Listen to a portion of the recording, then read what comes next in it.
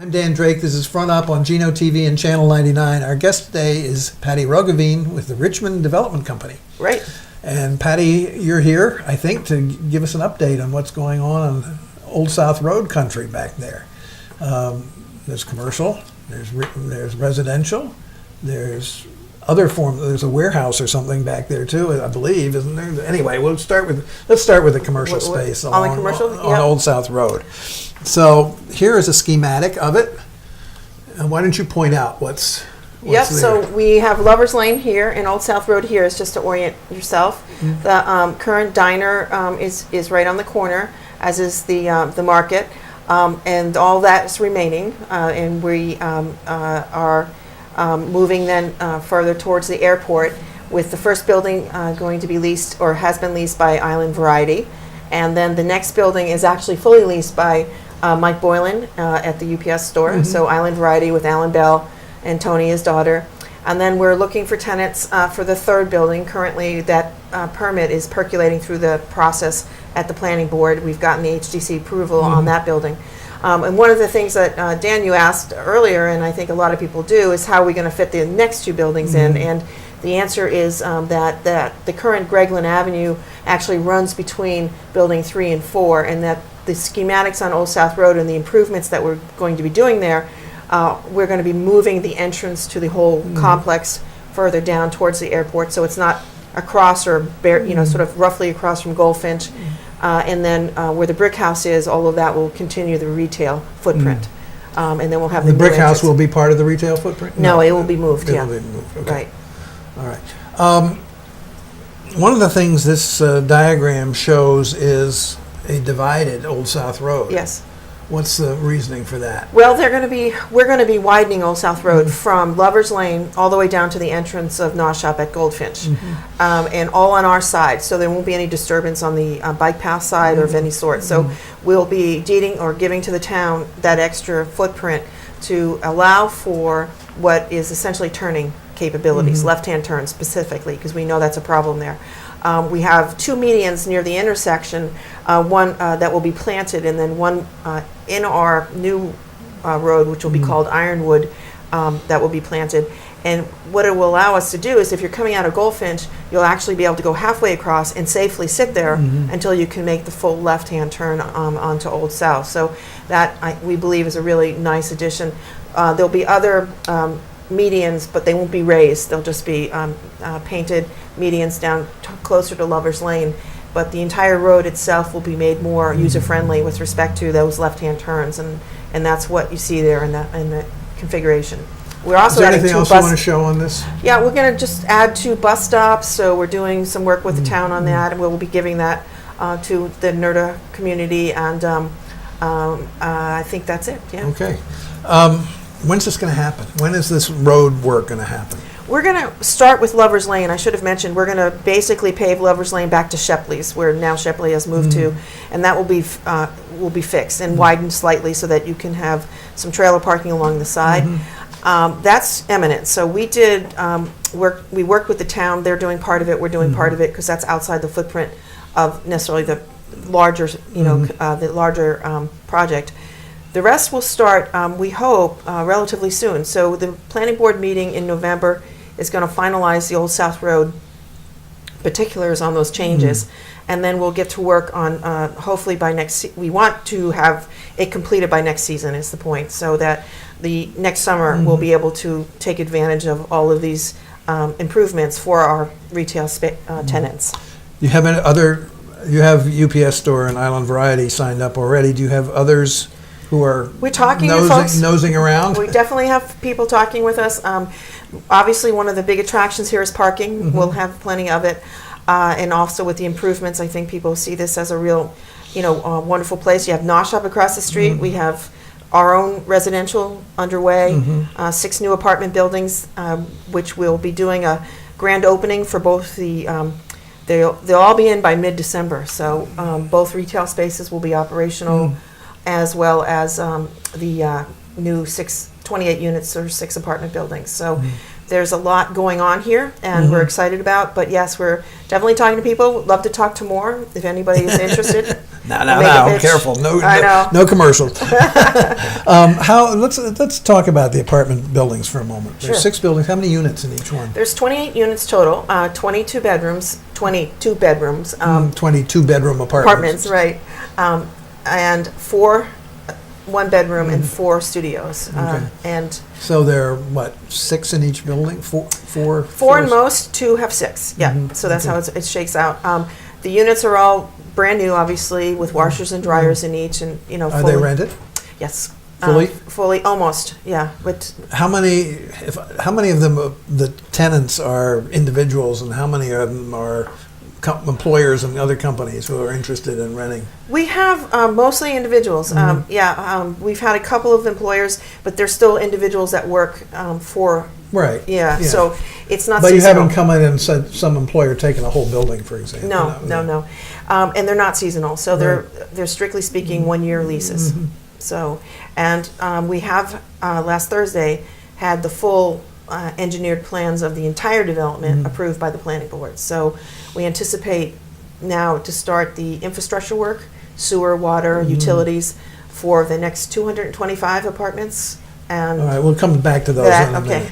minute. There's another building back, if you look at this scheme, I don't know if you can see, back in here, that's kind of a big, looks like a warehouse or something. Is that part of your development? That's Walter Gawacki's auction house, which he has a life interest in. So the answer is yes, we finished it and will be at some point occupying it. But currently Walter uses it to store some of the auction items that he has and hold auctions there and things of that nature. And then right past that is Shepley's on the corner.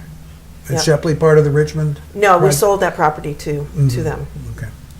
All right, so let's talk about the bigger scheme of things, which we have here. And why don't you just give a quick overview, and then we'll look at it and ask some specific questions, okay? Okay, so again, to orient everyone, Old South Road, that's the retail space up here. The 6 buildings that we are currently operating or about to operate up here. The road will come down, Ironwood. We named all the roads after wildflowers on the island. Where's that in relation to, where's Lover's Lane? Lovers Lane is back here, so it's actually not on the map. But I think the things that might give you sort of a sense, Daffodil Lane dead ends here, Mayflower Circle, But Evergreen I'm Way. thinking, just for our viewers, is this closer to the airport or closer to town? No, closer to the airport, Okay. right? And there'll be single-family home lots, and there'll be apartments. So they sort of apartments closer to the industrial piece that's still here, and then the single-family homes closer to the current neighborhood of Evergreen, Daffodil, Mayflower. So Okay. Before we get on to this specifically, back to the 6 apartment buildings. Are any of those apartments technically affordable within the legal definition of affordable? this 6-unit project is separate from this. Right. So this zoning happened first and didn't involve the town's negotiation. So these are not. These are market rate. The affordable apartments, there'll be 225 and 25% or 56 units will be affordable. Affordable within the legal definition. Exactly. For 80% AMI and for all Right, those that know right. the jargon. But Right. they will be coming available again. We do hope to have some more product available before next season. So, and the way the law writes, everything, you can't just do your market rate without doing the affordable. So Right. there'll be a mix. Okay. And then the residential. We've got a big area here. There are going to be how many more apartment units? 225 units. We're Right, still you said working that, on that's right, you the said. breakdown. And then 91 single-family home lots. The ones bordering Evergreen and the neighborhood of Daffodil and Evergreen Which is over here. over there are 10,000 square foot lots, and the rest are about 5,000 square foot lots, like Noshop. So the 10,000 more mirror what's actually in the neighborhoods they border. And we'll be selling lots, and we'll be selling homes, and working with HDC right now. Yeah, you haven't started selling the lots yet. No, Yeah. no, we're You're waiting till you get all your approvals. And right. We got a big. Last Thursday was a big step, and right now, Deb Dilworth is working on getting us numbers and lot map and parcel numbers. So we're working on that part of it. So is Richmond going to build all these houses, or are they going to be built by other people? people as well? We are going to sell lots. So if people are interested in building their own or moving a house to the neighborhood, all of that is going to be possible. So we're not talking to another developer. We'll be doing the majority of the development. But if there's an individual, particularly folks that are in the trades and do a lot of this work, that might be their way in to home ownership. Right. And we'll be open to that for sure. Sort of a sweat equity kind of Absolutely. thing. Yeah. Yep. I was looking at the sizes. These ones in the middle are obviously somewhere between in size. Are they around 7,500 square feet? They Or- vary. You're right. They vary somewhere in the upper 4,000s all the way up. Yes. So there's a bit of a variance in the lots and the assignments of the lots, but the agreement with the town also included affordables as far as the homes are concerned. So we'll be getting started with that lottery process soon as well. So a lot of things moving. A lot of moving parts. Yes, Are you going to have a sales office? Do you have a sales office? that would be me. All right. Do you have an office? Yes, currently I'm up here in the corner. Folks know it as Walter's old office. So if you are interested in an application, please come by. That would be great. As you know, there's been a lot of discussion, pro and con. There's another letter, I think, in this week's or last week's paper about Six Fairgrounds and whether it was a good idea for more housing and more density and so forth. From Richmond's analysis of the situation here, is there any concept of how many of these developments similar to this that the island could absorb at this point? I think, again, this is more reaching back to my days on the selectmen in terms of knowledge of the. There's not many more properties like this, Dan. No, well, that's true, but You know? I'm thinking in terms of numbers of units. And I think what I would see is that this, and maybe Fairgrounds, because when they bought the property, that was part of what they were thinking about was the housing. But there's just, the volume here and what's available here just isn't, it doesn't exist many places in the island. And in many respects, we should all be grateful, because the need exists that, that Walter did hang on to this property, because it has proven to be very beneficial to have the opportunity to meet this need the way we are. I do know that the planning office has done a lot in recent town meetings with, tertiary dwellings and Right. second dwellings. I think you'll see more of that, frankly. well, we could have a discussion about that, but that's something else. That's a different topic. But I do think that this is one of the remaining opportunities for apartments, and I Right. do think that rental is really important on the island, and I believe that strongly. I mean, not everybody here can afford to buy a house, wants to buy a home. I mean, it's just, and security in the rental. I mean, the stories I hear are more tragic, where you just find out one day you don't have a place to stay. Right. And these full year leases, everything will be by code and law, and there'll be a lot of rigor placed on both safety and availability for people. Has Richmond thought about reserving even a small number of these parcels and building and houses and renting them out themselves? Not real an appetite for that right now. I think for the apartment, it lends itself in a way better to that rental market. And I don't want to get too far into camp stories, but when I came to Richmond, we had a lot of homes that Walter had been renting. It's very difficult to manage, Right. And I do think that there's a lot of potential downsides, because you can put so many people without really being able to manage, occupancy and the like. Whereas, in ours, we have clear limits, and we will be able to manage that much more tightly. So it's just, it's a safer way to live. What if somebody came to you and said they wanted to buy 5 lots for rental housing? Would you have any objection to that? We've had developers come to us, and Phil has not gone in that direction. So, again, it's not my decision, but I've just from watching his history, that's not the, he's been very vocal about wanting to leave this as a legacy, and I do think that he's been true to that. And ultimately, what we want to see here is a really great neighborhood that balances rental and home ownership.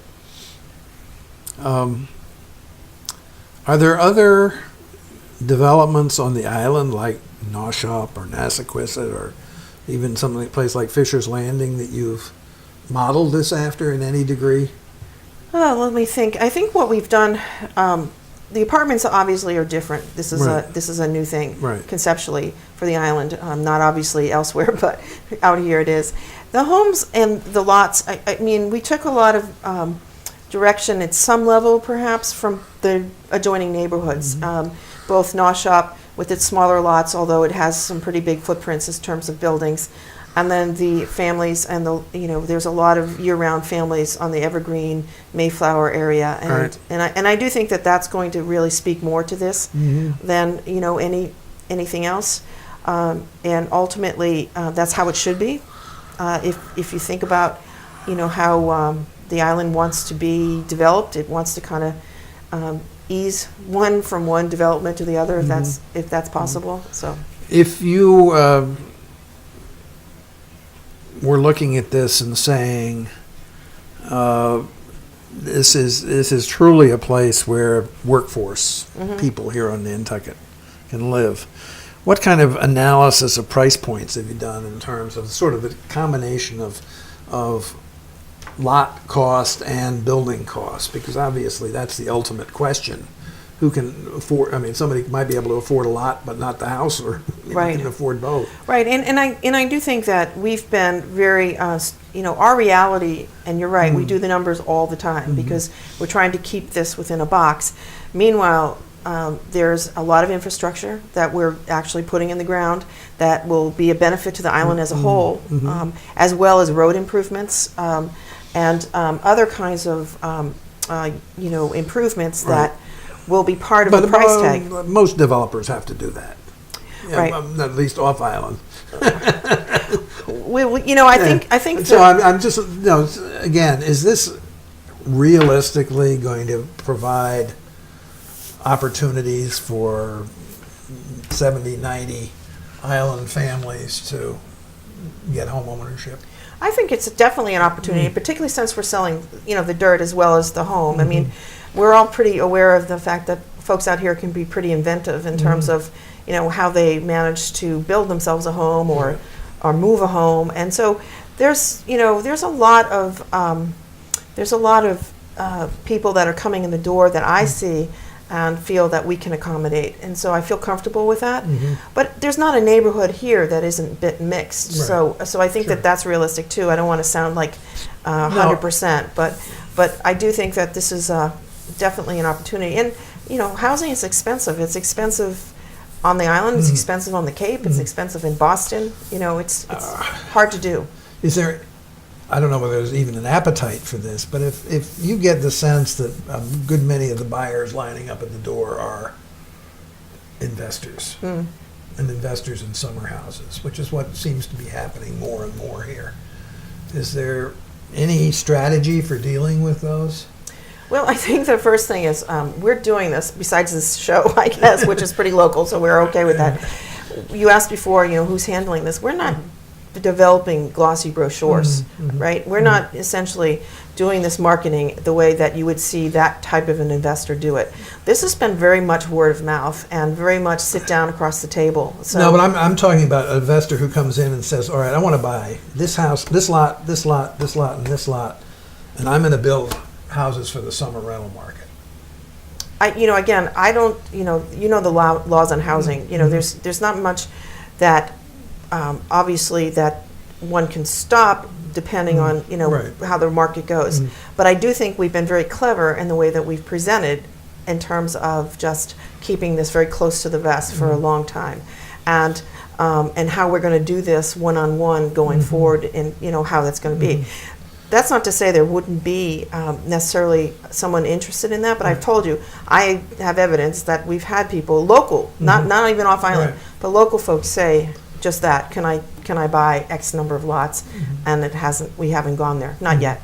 I think that our real goal is to make sure that people get informed, get aware, made aware, and have an opportunity to work with us on these, on trying to get something started, whether it be the lot, whether it be anything in between, so.